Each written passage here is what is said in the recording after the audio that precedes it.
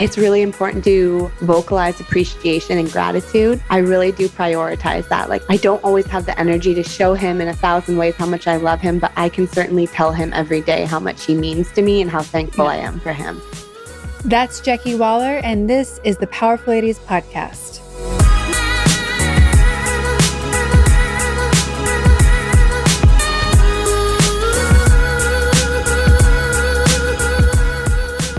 Hey guys, I'm Cara Duffy, a business coach and entrepreneur on a mission to help you live your most extraordinary life by showing you anything is possible. People who have mastered freedom, ease, and success, who are living their best and most ridiculous lives, and who are making an impact, are often people you've never heard of until now.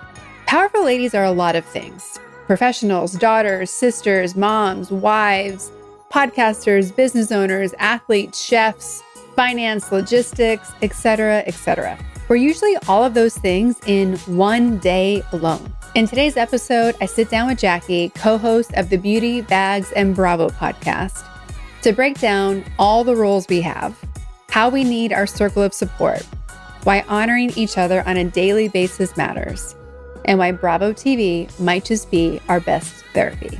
Plus, Jackie shares a few of her top beauty secrets from the podcast.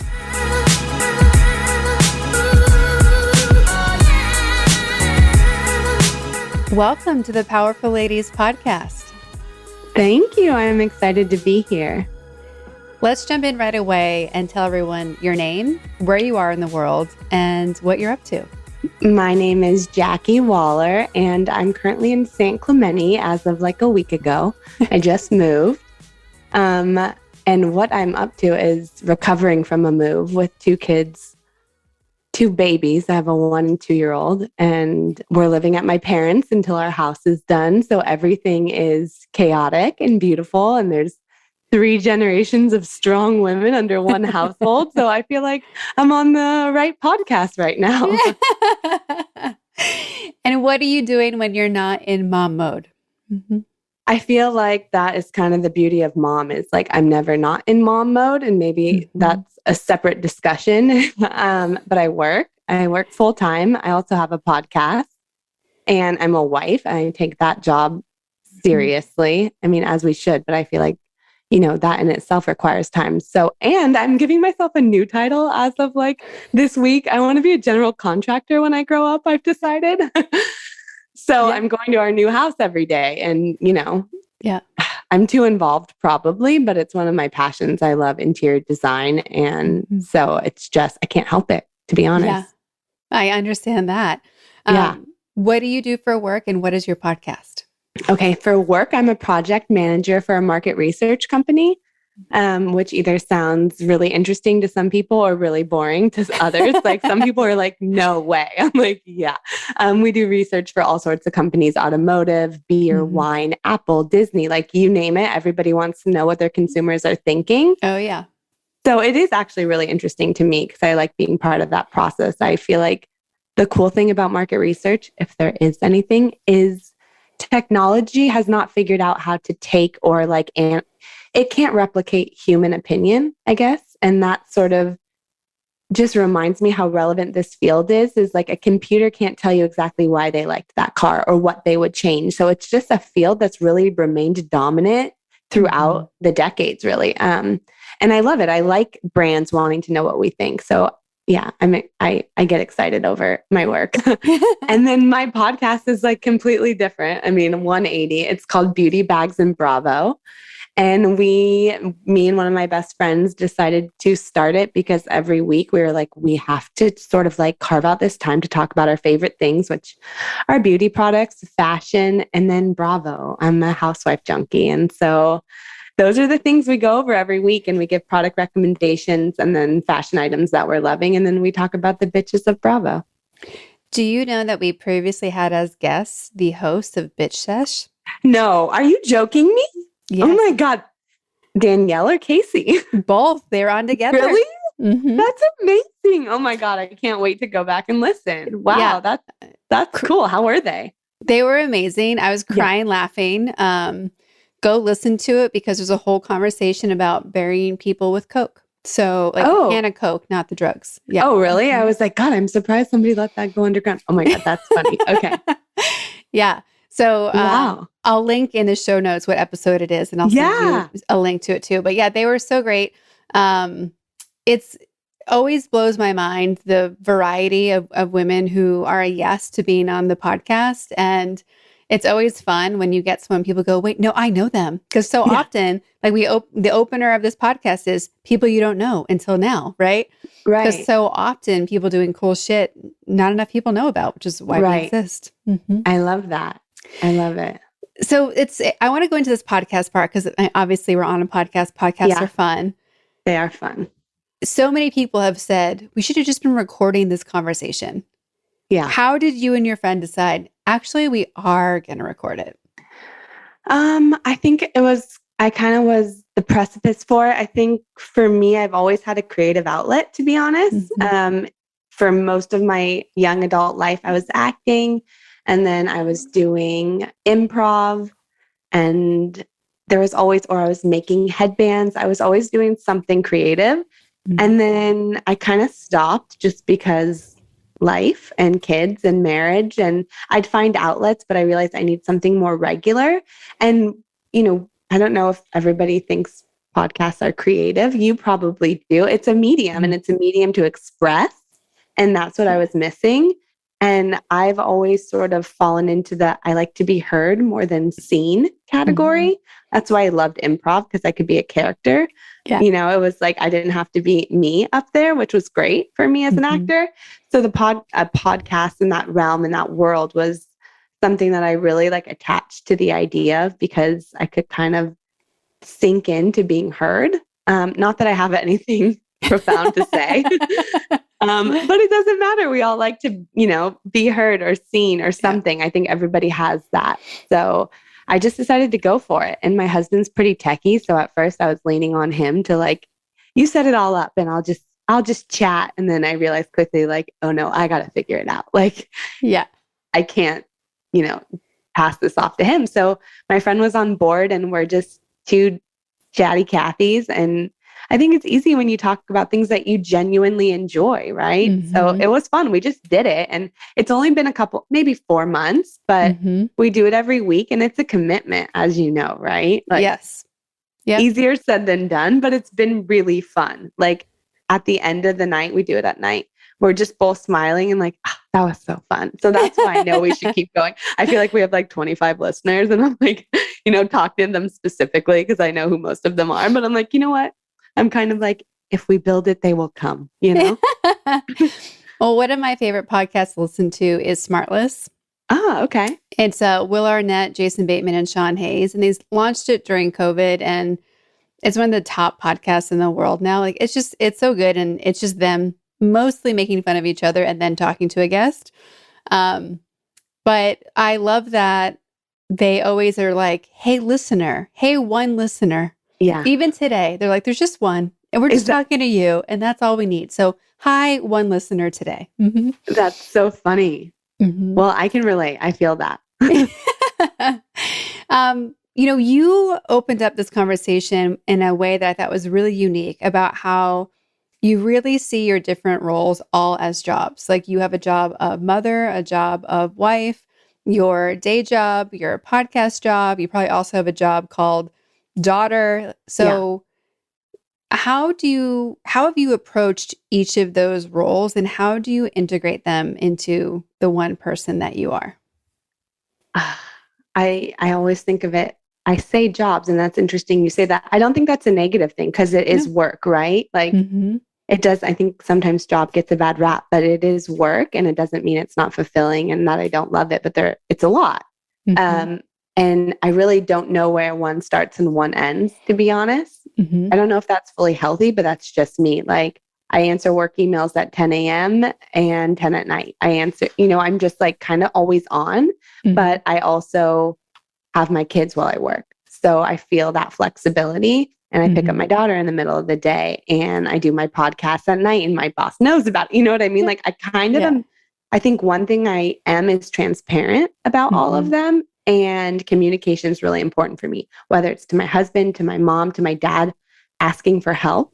because I really can't do everything perfectly at all. Yeah. And I think as a woman, that even is something I experience more than my husband does, is just taking ownership of so many things, so many areas of our lives. And I'll tell him sometimes it's the mental load that sometimes gets to me. It's not even what I'm actually doing. It's like I've been thinking about picture day for preschool for 4 fucking days. And I'm just like, my daughter has really curly hair. How am I going to tame that shit on the day of, like, you think he's been thinking about her hair for 4 days? And is it a big deal? No. Did she look amazing? Yes. Like a little lioness, but that's okay. But sometimes I do. I think it's like the mental load of it all, and balancing it for me is being really clear and communicative about what it is I need, or even just saying, it's a lot right now. Yeah. And my husband will be like, take a breath, just breathe, take a break. And that alone alleviates sometimes more stress than I even realize. So I think it's just being transparent about it all and not expecting to be perfect at it all either. I think that's something that women are so hard on ourselves about. I had a woman on recently, and we were talking about breaking free from all of the good girl training that we've had through our culture and generations as women. And then that part of the good girl training is that things are perfect. They're neat, they're tidy, they're done the right time, the right way, the right, we don't impact things negatively, only positively. Did you have to give up the perfect problem solving, or were you forced to give it up? I have given it up partially because I think society ingrained that in me, but I will say that I feel really lucky that I have always been messy. Yeah. and not in my space, but just in my life. It was kind of praised in my house. My mom's a strong Greek woman, and she kind of ingrained this, like, we're tough, we're strong, we're women, we do what we want. Sometimes too, like, my husband will be like, okay, we get it, like sometimes to an extreme, but I didn't really have that good girl pressure until I went to school. Like, school is where I really learned it. And then I'd come home and I would cry every day. And my parents were like, why do you cry every day? And now as an adult, I realized that was a release because I was such a good girl at school that I just needed, not that I wanted to be bad, but it's just like hard to be fucking perfect all day, right? And get really good grades and get along with everybody and do what the teacher says. And I get home and I'd be like, right? It was just like a buildup. And I see that now, the same sort of trait. Like when I'm too forced to be within the lines and in this box, I want to go, and cry, and I still do. Like, I mean, I was telling my friend Sharon on our podcast, like Gigi started preschool, and I fucking cried the first 4 days because she cried. Like, I couldn't help it. And it was a lot. And I'm also like, that's okay. And I had friends being like, I can't believe you cried. Like, I thought you had everything so together, and I cried too. And I'm like, fuck yeah, I cried. It was so hard. And it's just like their shock made me be like, we should talk about this more. Like, it's okay to cry and also be okay, right? Like, you can be both at the same time. You can be both at the same time. And I think reinforcing that, like, good girl, we got to stay in the lines. It's hard. It's too hard. We got to get a little messy. Like, this is my analogy of who I am, and it is the truth. The front of my hair is always brushed, but never the back, because I can't see it. So I don't really care. And like, if it bothers you, that's a you problem. You know what I mean? Like, I can't be bothered with the back of my head. So. No, that's what I miss about having like girlfriend roommates, because they would make sure that your hair actually did look normal to leave the house, or like your mom would. And then like living by yourself or living with a guy, you're like, I don't know who's looked at the back of my head in like weeks. Right. No, that's true. Or like, I only ever clip one bra strap, like the back of it. I don't know why. I can't even be bothered with the second. And all through college, my friends always like, you're just like changing whatever. They'd always clip the back of my bra strap. And since I've been married, I'm like, no one ever does that second strap anymore. That's just the way it is. Girlfriends are irreplaceable. Thank God for them. Well, that's a great segue into, what does powerful ladies mean to you? And how have powerful ladies changed your life and your trajectory? They mean a lot to me. I mean, my girlfriends they're such steadfast in my life. Most of them I've had since before high school since our early teens, and they're still my best friends. And I literally count on them for everything. I really do. And I think that's what gets us all through this, especially like this early motherhood phase where we have these babies, and it's amazing. It really is amazing. And it's really hard too. It's just both. And having my friends that I can be really raw and vulnerable with, and them being really raw and vulnerable with too, is like, that is what gets me through. It makes me feel like everything is okay.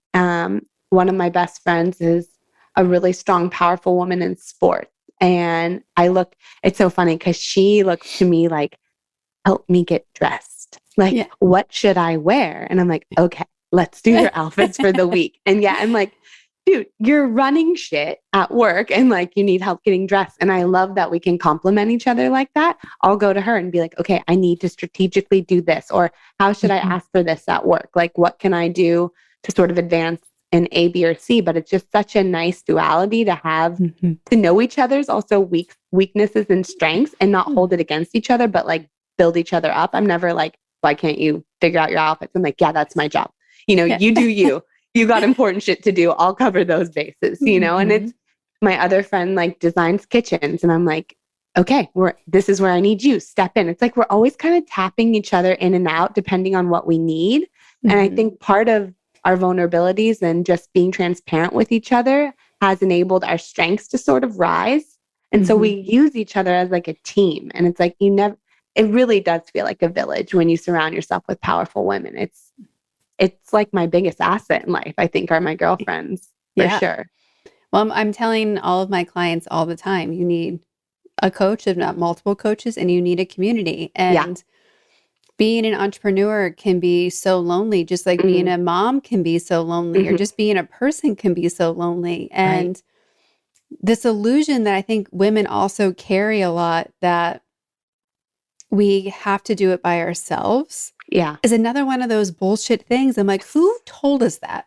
Who said that we couldn't ask for help? We couldn't require, like, a friend, one of my new clients is also, who's a friend, we've been friends for a long time, said that she's breaking down the idea of what it means to be a diva. Because we think if we need a glam squad, if we need someone to do our hair, if we need someone to like bring us water, or like, for crying out loud, if I don't have someone bring me beverages or food during the day, like it doesn't happen half the time. So I think there's an opportunity to reclaim that diva word and be like, hold on, for you to live your best life in your zone of genius, which you talked about for you and your friends, you're all in your zone, you know your strengths. If we all just stayed in our zones of genius and worked together the way that you and your girlfriends are, like, how much easier would life be, for crying out loud? Easier. And it would, I think it would be, we would go farther. Like, this is kind of a random example, but I think it really hits the nail on the head. Like, probably 8 years ago, me and 3 girlfriends were driving to Sun Valley, Idaho. And it was a long drive. And there was 4 of us in the car. And the driver was from Sun Valley. And she's like, it's kind of a unique town, you guys. Like, don't come in too hot. You got to like blend in with the locals. And so we're like all talking in the car. We have like 14 hours ahead of us. And she's like, she's the driver. And she's like, I'll be the protector. I'll get us into the places. I'll make sure we're all together. And my other best friend was in the passenger seat. And she's like the navigator. Like, we couldn't get anywhere without her. She's guiding the car. And my other friend who works in sports, who's just like, she's a powerhouse. She is like doing the reservation. She's booking the car. She is like the connector. She's doing all the like, this is where we should eat. This is where we should go. I'll call this person. And I'm like, fuck, guys, I don't really know what my role is. Like, we got a protector, we got someone getting us there. And then we got someone once we get there to like connect us. And they're like, Jack, you're the fun. You pull up that trivia and you make 15 hours fly by. And I'm like, I'm the fun. I'm going to keep it light. I'm going to keep us going. And honestly, like, we just leaned into those roles and had the week of our lives. Like, we had the best time. And I'm like, it's really just because we were like, where do you shine? And we gave each other permission to fucking shine, and like, didn't worry about the fact that I can't get out of a cardboard box. Like, they were like, you're not obviously the navigator. So like, great. I don't have to bear that burden, and I just feel like divide and conquer. Like, know your strengths and lean into those, and don't really worry about the weaknesses, And as a team, you do better, right? You do better. You have more fun. As you said, it's lighter. Yeah. You know, after when Roe v. Wade was overturned a couple months ago, I woke up to that news. My first reaction wasn't political motivated. It was, fuck, something else on the to-do list. Like, I don't need something else on the to-do list. And I think that's where, as a society, we've been going through this growing pains of not feeling like we're dividing and conquering the things that matter in life. Like, we have to read all the food labels ourselves again. I'm like, I thought that's what the FDA was for. Like, we have to check the source of all of our beauty products and our food, and where did that cow come from? And there's so many things that we want to be the new level expectations. And we feel like we can't rely on the people who used to be experts to help us. So again, the burden of us as individuals, and I think definitely us as women who care, where did the food come from? And, you know, all the things that women care about is, what are we going to do about hair on photo day? Let alone, what are we eating for the next? Or what's in the hair products? Is it going to hurt our daughters? Right. There's so many things. And so I think that there's this collective exhaustion of that mental to-do list you were talking about earlier, where like our decision fatigue is maxed out. What we have to worry about is maxed out. And the only solution we have is to find these smaller communities that we can be like, okay, are we a tribe now? Because I need a tribe, and I can't think about all this shit. Otherwise, I will stay awake 24/7 and die an early death. And that's not the game we're playing. Yeah, fair. I mean, the first thing you said, I actually thought was pretty inspiring, that you felt like that was on your to-do list, and just taking that ownership of it, I think is so important. And I don't think enough of us have done that, maybe, or maybe we have, and we're just not seeing the change yet. But I think with everything, taking ownership of that being a me problem instead of a them problem is half the battle. Like, making that on our to-do list, unfortunately, we have to, collectively. I thought that was a good way of saying it, because it really does sort of hammer down the ownership I think is missing from this whole thing. Is like, this is affecting everything. All of us, and we need to care for everything, to your point. And it's a lot. It really is a lot. And I do agree with the sentiment that we need each other to lean on. And that really is how we're going to make change, I think, in our own lives, the minutia and the large, right? Like we have to lean on each other, and like, we die alone, in that instance. It's just like, we can't do this alone, to your point. It really does take a tribe.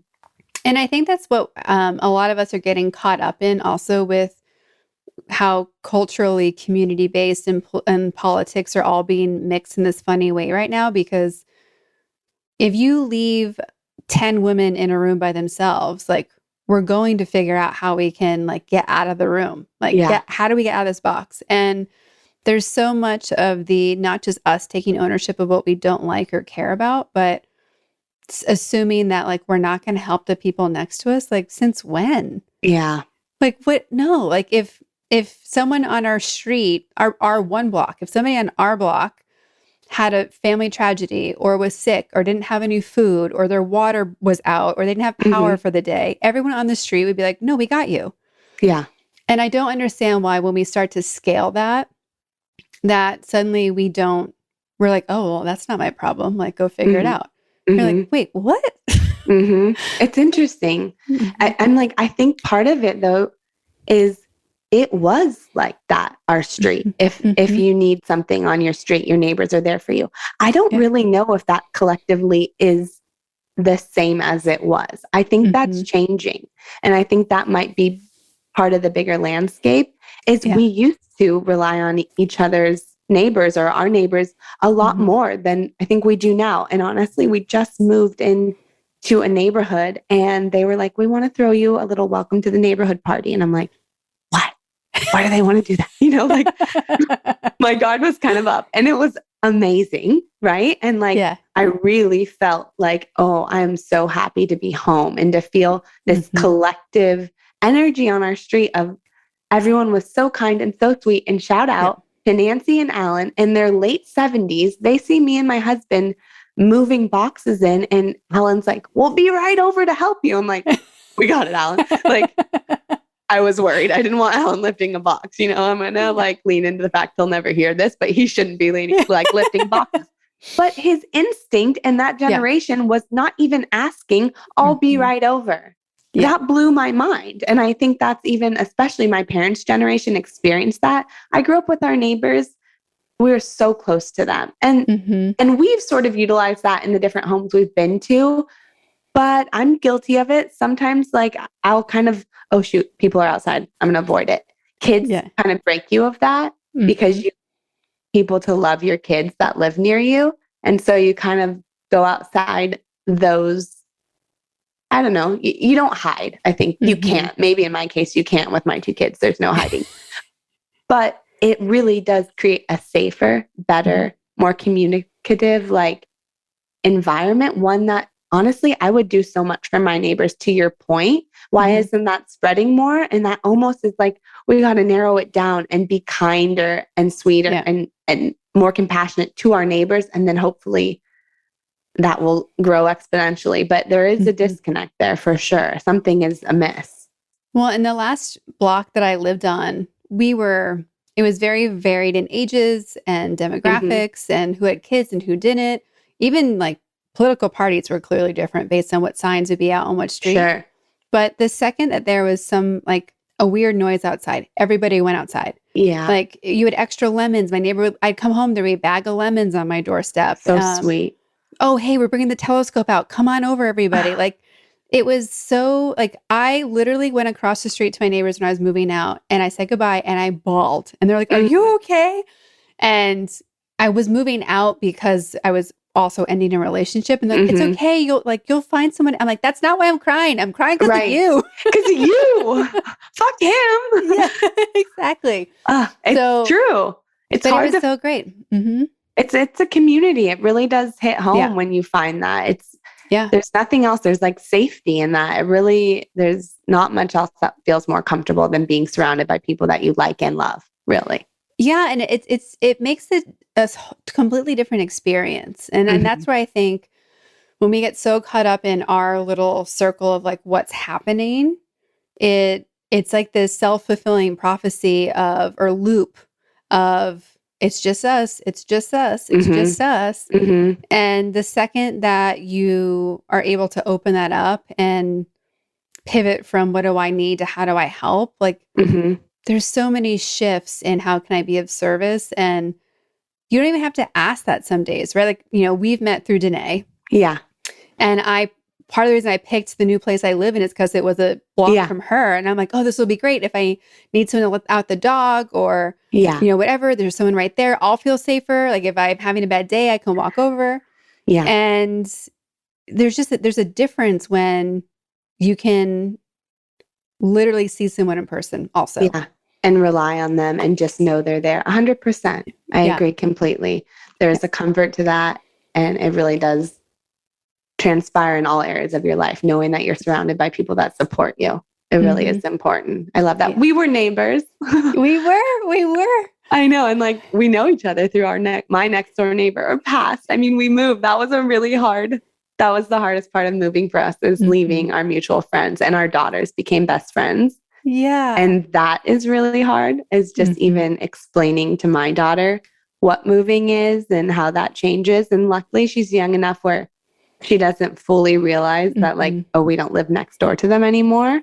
Yeah. But she's just asking for her every day, which is sweet. I'm like, we're going to FaceTime, and we'll keep their relationship alive because it's so important to us, so it's just goodbye. It's not, I don't know. It's not forever, but it's hard. It's hard leaving good neighbors. It really is. It is. So what I'm curious about too is like with the relationships you built with your girlfriends and the other powerful ladies in your life, how have you set up your relationship with your husband so that it can be as extraordinary but on a different level with him? My husband is the best thing I've ever done in life. I could say that without a doubt. I don't know what I did to deserve him but I do literally feel like I won the lottery, and I don't say that lightly. Because it's like, of course we're in like love and all that's great, but it really is just the person itself, who I married. He's pretty extraordinary. But I do look at it as, I think I look at our relationship now that we have 2 little kids. Before, it was pretty easy, like just spending time together, talking, all those things. They came really naturally, like shocker.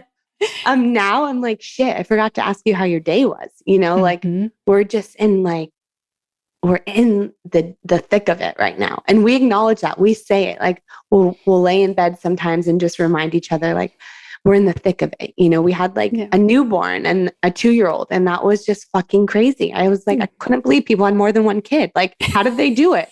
I was just like, what?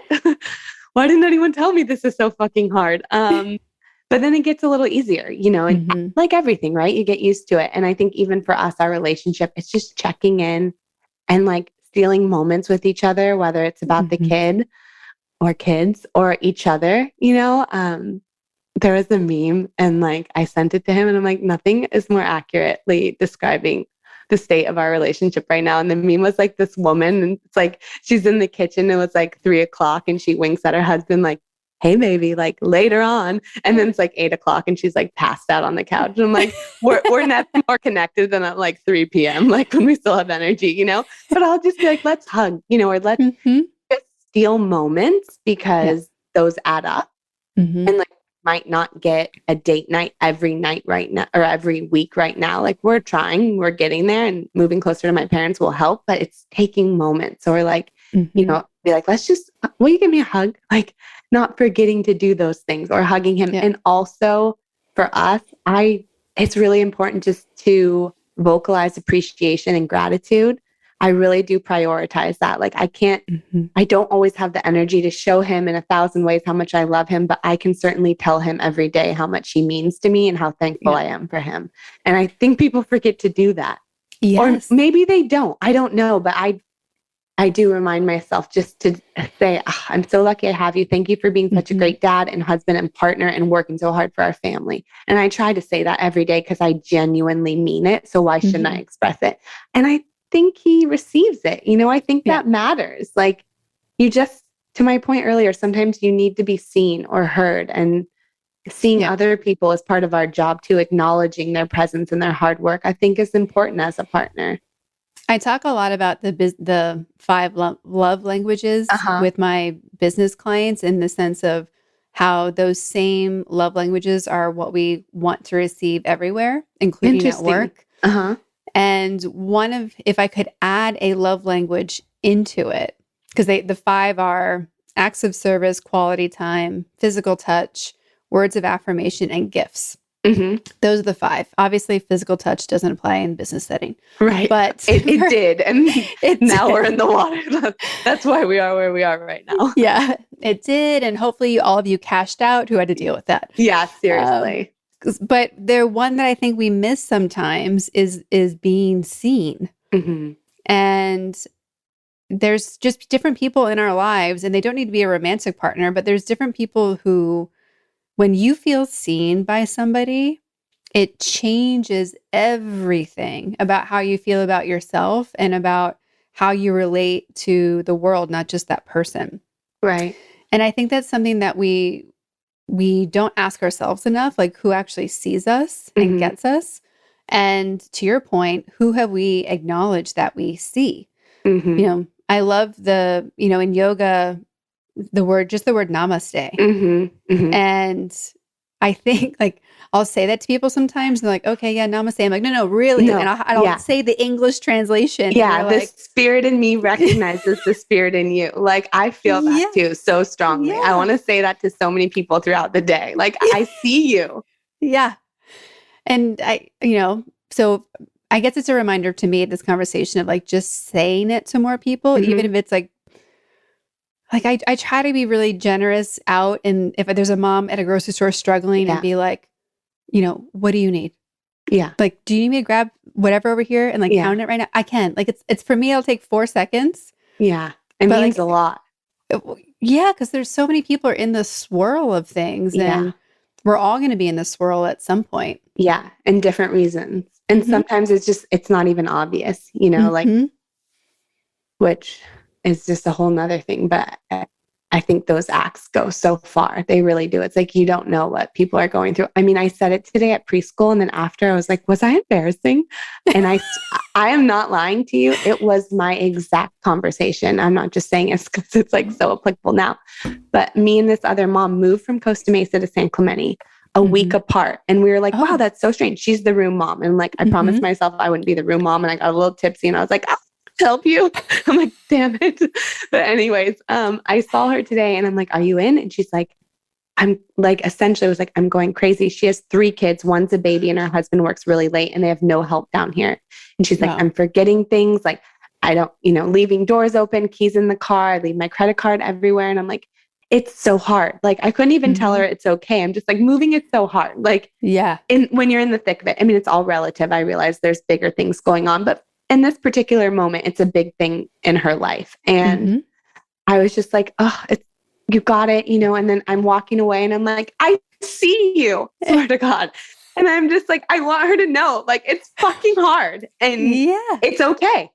And I can't fix it, right? I'm not going to go over there and watch your kids. I'm not going to move a box in her house right now, but I'm also just letting her know, like, you got this, like somehow in some way. And also I see that it's really hard and it is. And that's all I can really do is just acknowledge where you're at, It's like running a marathon next to someone. Yeah. I can't run it for you, but I can high five you. Yeah. Yeah, totally. I can point out the water station. Like, that's it. That's it. No, this, expanding on what we were talking about before about how hard we are on ourselves. Like, the only job as a mother that you actually can't mess up, like, you just need to make, like, the kids, are the kids okay? That's it. And it becomes like, of course the kids are okay. And it's like, yeah, but there's so many kids that aren't. I know. Like, when do we get to just be like, yes, gold star mom. Yeah. Made it through another morning, lunch, afternoon, dinner. I know. Yeah. Bath time. Right. Those small accomplishments. Because they're accomplishments. I mean, I forgot her lunch last week. Yeah. How did that feel? Shitty. But like, it's fine. Like, also the teacher's like, don't worry, we had snacks. Like, they covered my bases, like, and just forgiving myself. I was pretty hard on myself. Like, how the fuck did that happen?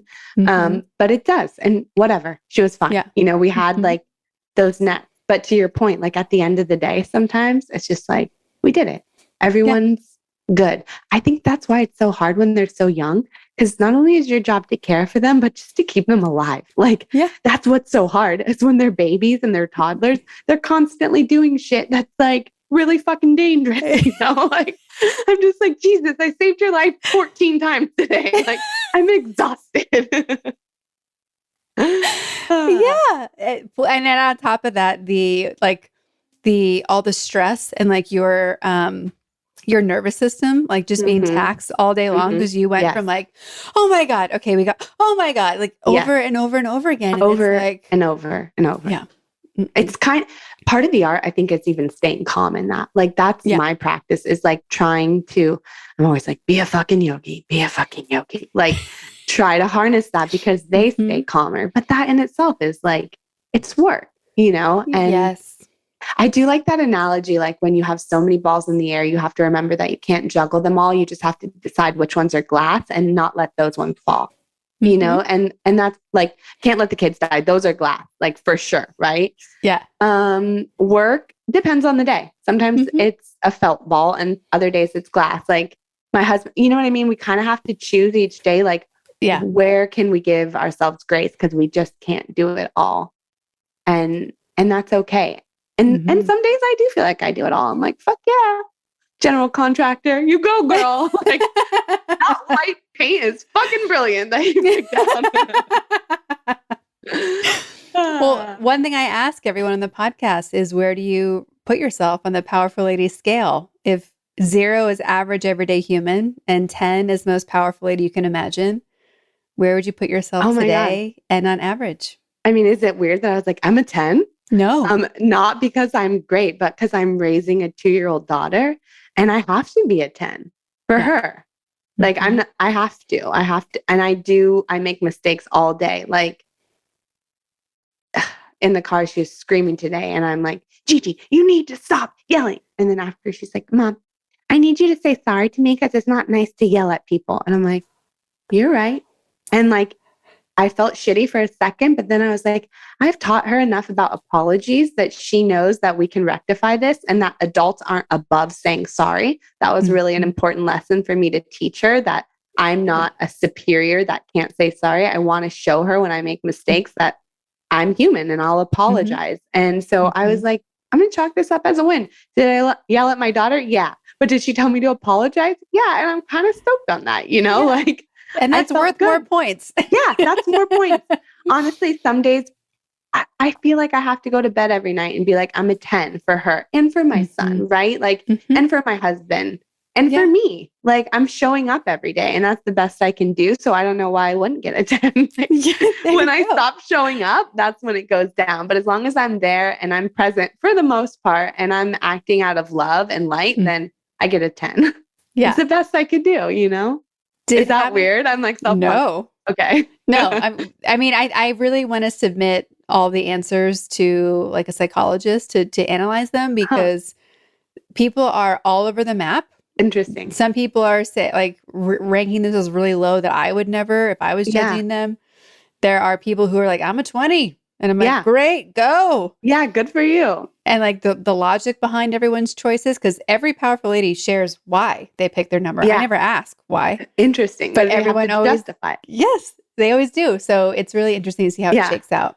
That is that. I mean, I immediately in my head was like, my daughter, and I'm still feeding my son off my body. Like, how could I not be powerful? Like, you know, I'm his sole provider physically. So I have to be strong. Well, and that's why I don't understand why in the US we've decided like to laugh at the face of like true maternity leave. Oh my God. If you're a human cow, why are you forced to do any other job? I mean, it's insane. And I mean, anybody that knows me knows that like I'm a breastfeeding mama. Like my boob is always out. Like to my brother's dismay, he was just like, okay, I'm going to say it because no one else is. It's still a boob. You got to put it in. I'm like, bro, my son's hungry. Just like leave the room. I don't know what to tell you, you know? And he's a big guy and he doesn't love food. He just loves milk. And I'm like, if I were to clock the hours. Oh yeah. 5 a day, probably like collectively is a lot to have like a hungry little monster on me who I love more than anything, but still, right? Like, and then just to be expected to do everything else on top of it. It is wild. I'm waiting I'm surprised I haven't seen this yet. Like I want a woman to take a photo of like the baby breastfeeding and like the laptop on top of the kid and like all the things. Cause like all the time, right? All the time am I emailing with a little boob sucker on me constantly. I don't know how else I'd get work done if I didn't do that. Yeah. Oh, I'm like, I can hold him with one hand and like now he's big enough where he like can sit up and I can do everything breastfeeding except for driving, which my mom says my aunt used to do, but that's another story. Oh, that's amazing. I mean, that's where I come from, these powerful Greek women that, just strap them on, keep going. Yeah, keep going. I mean, that was a different era. I do not think that was a good idea, but my mom's like, oh yeah, your aunt used to always drive and breastfeed. I'm like, fuck. I think she also breastfed till like my cousins were way too old, but you know, it was the old country way. So what can I say? It's pretty funny. So how does a woman who is so in tuned to the relationships and how valuable they are and who you are for people and being just really intentional to your commitments and what matters to you, how do you pivot to being obsessed with Bravo? Oh my God, that's like my escape, right? It's so fun. And I'm just like, people are like kind of surprised by it. I'm like, no, I was a sociology major. I love watching the psychology of this. Oh yeah. And I like love drama. I'm not very dramatic in terms of like relationships. I never get in fights with people. Like that's not my MO, you know? So I think I live vicariously through them. I'm like, I'm never going to like cuss a bitch out, but I want to see someone do it. You know, like I just think it's fun. I like the relationships. I like the glam. I like the fashion. I like the cities. I mean, it's endless. It is so enjoyable for me. And it really is like breaking down psychology. I enjoy people a lot. And I'm like, not that like trash TV makes me like a people person, but I enjoy like watching their relationships and analyzing them. And like, on the podcast, I think it's fun because we bring a little humor to it and like don't take ourselves too seriously. But it is for us, it's like loving Bravo, talking about what they're wearing, talking about their glam. I've loved Bravo for a long time. And anybody that's like in the trenches is just like, yeah, it's like once you take a bite, you're in it, you know? Do you like Bravo? I have not gotten sucked in, No, but you're that's not. mostly because when all of the good shows were starting, I was living in Europe. So I missed 4 years of American pop culture. Yeah. And when I came back, it was like already this like crazy machine. Yeah. And I was like, wait, what happened to TV while I was gone? Yeah. Like, Right. that's a little too scary to, like, I'm afraid to jump in because there's no opening. Yeah. And it's a big hole to jump into. And like, honestly, I don't even watch scripted television. Like, I'm always like, oh, this is fake. Like, and yet reality to me is like, can't get more raw and real than those ladies. You know, I can't explain it, but I fucking love it. It's fun too. It's just an escape. Have you nerded out and seen any of them in Orange County? So have I? Not yet. My cousin goes to school with like her kids all go to school with one of the main OC housewives. And lately we have a Bravo text chain, obviously, like as all good girlfriends should. And bitch says when you see like a housewife in the wild, it's like boots on the ground. And we've had more boots on the ground between like the 7 of us the last 2 months than ever before. So they are out. They're out in the wild. They are filming. They are here. I mean, it's full on. I don't even, my husband called me outside Cardona and he's like, they're filming Housewives and I thought you'd want to know. And I'm like, I do want to know. Go up to a producer and ask him who's filming and what they're doing. And he did. And he reported back like a great husband would. And I love that. Yeah. Yeah. So, I mean, they're here. I have boots on the ground telling me they're going to coffee shops, donut shops, restaurants. One of our friends' moms was in the background of a restaurant scene. Like, so it's just fun. We love it. We text all day, like throughout the week about anything Bravo that comes up. And it's just like light. We're all moms. We all work. We all need like a little break. And you know what it is to me? It's our mother's soap operas. Oh, yeah. Stories. Yes. But luckily we don't have to like sit home in the middle of the day. Like that wouldn't work, right? Now we have like on demand and Bravo app and like we can watch them at 10 o'clock at night in bed. I eat meat, you know? My husband's like, what are you watching? I'm like, shh, Atlanta, you know?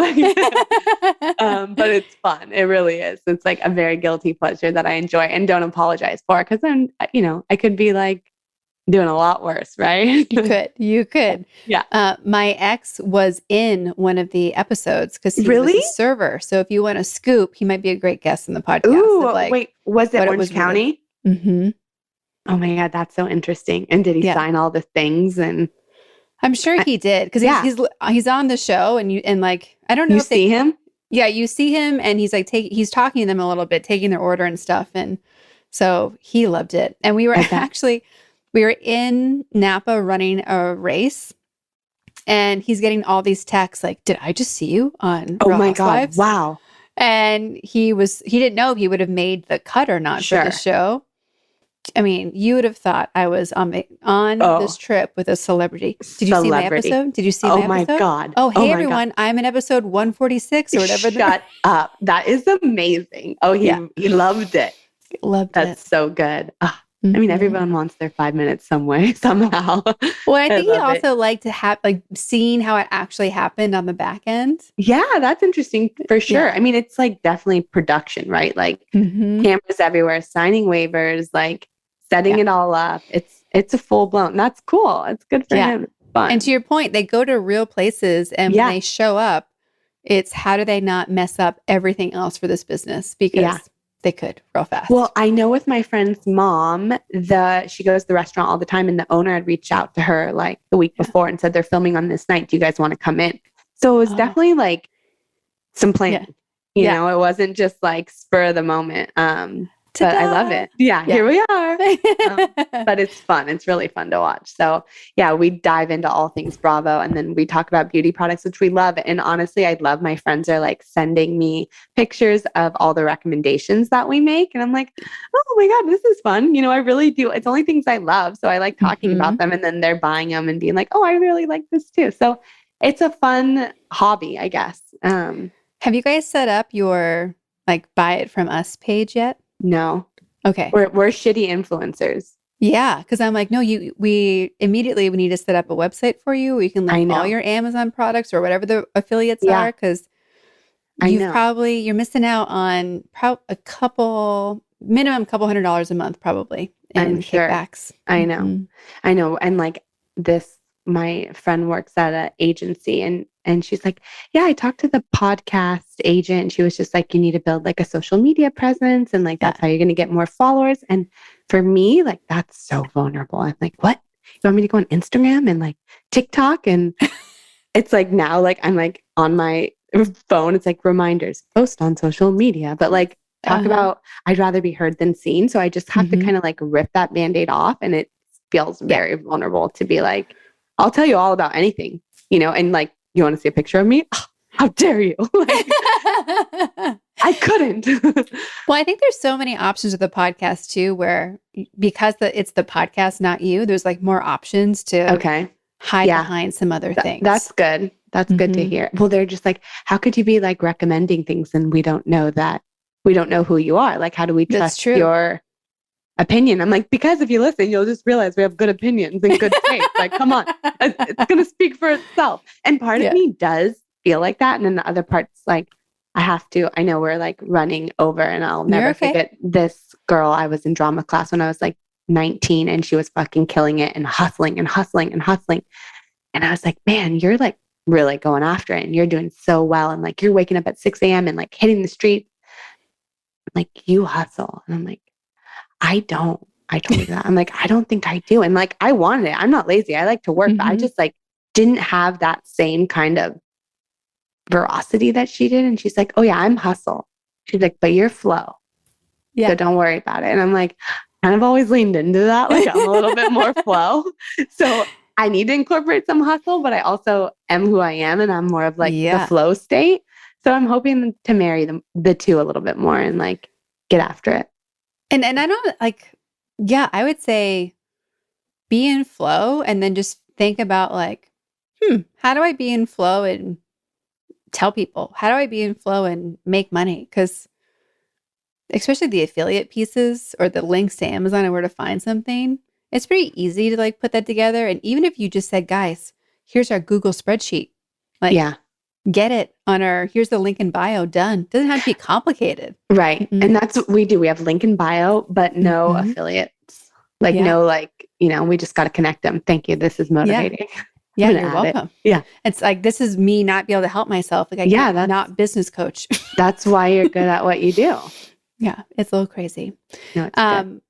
Well, I'm just so glad that you said yes to spending time with me today and sharing your just really powerful perspective on how to make all the things work that matter to you. I'm also glad that I have a new resource for fashion and beauty because those are the two areas that I always put last, especially when they're for me. And I love fashion. I used to work in fashion. Mm-hmm. But I'm so oriented towards the getting things done piece. Mm-hmm. I use Danae, who we met through, who does my hair. And sometimes I feel bad telling people that Danae does my hair because I'm not a good representation. You have beautiful hair. Thank you. But there are days when I'm like, Danae doesn't want me to tell people today. But I would tease her because I'm like, Danae, how I look at business is like, all right, what are the steps to like do to things to be great? And when I think about beauty or hair or just some of these like tips to like look effortless, I'm like, I feel like people tell people steps 5 through 10 and never tell us 0 through 5 because I'm like, and I would ask Danae, and she's like, do this is this. I'm like, hold on. Let's start at the basics. Yeah. Like, what should my shampoo be? Yeah. How should I be washing my hair? That's my best friend. That's my best friend. It's steps 1 through 5. Yeah. And she goes, wait, what do I do? What do I do? Yeah. Another friend called me and said, what do you mean I need to shave my face? Yeah. I'm like, you do. We all should be. And I'm going to tell you how. And she's like, can you post a video? And I'm like, that's a lot for me, but like everybody will love it. I'll show you the razor. It's so easy. Your skin will glow. Your makeup will go on. It takes 2 minutes and you'll never be happier. And she's just like, just show us. Show us. Well, yes. Tell us the basics, right? Because we assume, like, sometimes Cher and I are so into it that we assume everybody's like, no, but I like paring things down. I like saying like, buy this, use it on your face in the morning. You'll love it. It doesn't have to be, some things we recommend are like $180. Other are like a snail mucin, like mucus. It's fucking amazing. It's $20 on Amazon, and it will make you like a glowy, dewy goddess. I use it everywhere. Okay. For $20. You can't fuck it up. It's like stuff like that. It's fun. It's just like a fun, cheeky podcast. And we hope we're like helping a little bit along the way. I think you're not giving yourselves enough credit, because I'm already thinking if this whole snail thing has opened up for me, that you guys might not be making podcast episodes fast enough for people like me to consume. Yeah. Because like I was raised by a mother who's like, Maybelline mascara, razor, deodorant, bye. Yeah. And I was like, wait, no, I know that there are more things. Yeah. What don't we know? We don't know. Yes. Yes. We are she's Mexican and I'm Greek, and we're your Mexican and Greek mothers. Like to this day, my mom will go, are you wearing mascara? Your eyes always look a little bit better when you have mascara on. I'm like, dude, I'm just like, okay, great. And she's the most complimentary person ever, but she does not forget to remind me that I also need a little lipstick. Okay. Oh yeah. So, and I'm here just to remind you, you feel a little drab, put a little lipstick on. No big deal, No big deal. No big deal. All right. I love it. And now I've always wanted to make the book, Things My Mother Didn't Tell Me. Uh-huh. And I think I now know that you're going to have to be a consultant in this book, because I have some things. I think that maybe you should just write the book, and so I can read it at this point. I'll do a chapter in your book. Perfect. I love it. I love it too. Well, again, thank you so much for being here today. This has been such a treat, and I hope that we get to see you in real life again Me soon. too. Ditto. Oh, thank you. The best.